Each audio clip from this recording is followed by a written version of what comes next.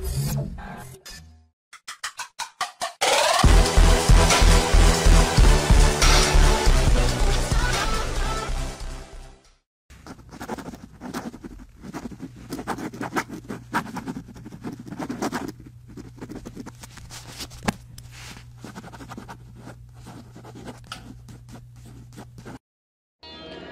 Viewers, আজকে আপনাদের মাঝে আমরা নিয়ে এসেছি নতুন একটি শো।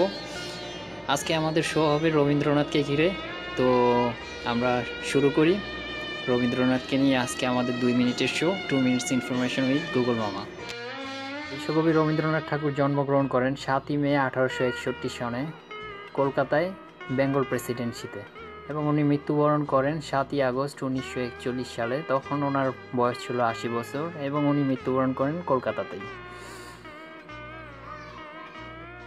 বিশ্বকবি রবীন্দ্রনাথ ঠাকুর তার জীবদ্দশায় কবিতা, গল্পের পাশাপাশি উনি ছবি আঁকার মাধ্যমে আমাদের বাংলা সাহিত্যকে অনেক সমৃদ্ধ করে গেছেন। বাংলা সাহিত্যে তার এই সমস্ত অবদান ছিল অনস্বীকার্য। রবীন্দ্রনাথ ঠাকুর আধুনিক বাংলা সাহিত্যকে বিভিন্নভাবে সমৃদ্ধ করেছেন। তারই উপলক্ষ হিসেবে উনি শান্তিনিকেতন প্রতিষ্ঠা করেন, যা 1901 থেকে 1932 সাল পর্যন্ত ওনার দ্বারাই পরিচালিত হয়। বিশ্বকবি রবীন্দ্রনাথ ঠাকুর তার সাহিত্য জীবনে কবিতা, ছোট গল্প, উপন্যাস এবং গানের মাধ্যমে সমৃদ্ধ করে গেছেন। এর মধ্যে উল্লেখযোগ্য কিছু কাজ হলো গীতাঞ্জলি, গোরা, ঘরে বাইরে ইত্যাদি। বাংলাদেশ জাতীয় সঙ্গীত আমার সোনার বাংলাও ওনার দ্বারা রচিত।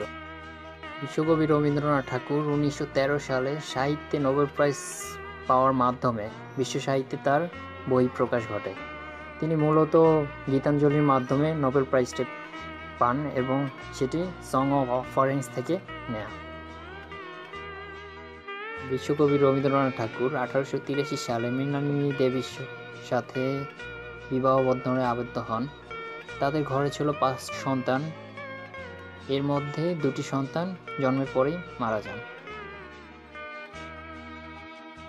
আরও ভিডিও নিয়ে আমরা আগামীতে আপনাদের মাঝে হাজির হব। পরবর্তী ভিডিওর জন্য সাবস্ক্রাইব করুন আমাদের চ্যানেল। ধন্যবাদ।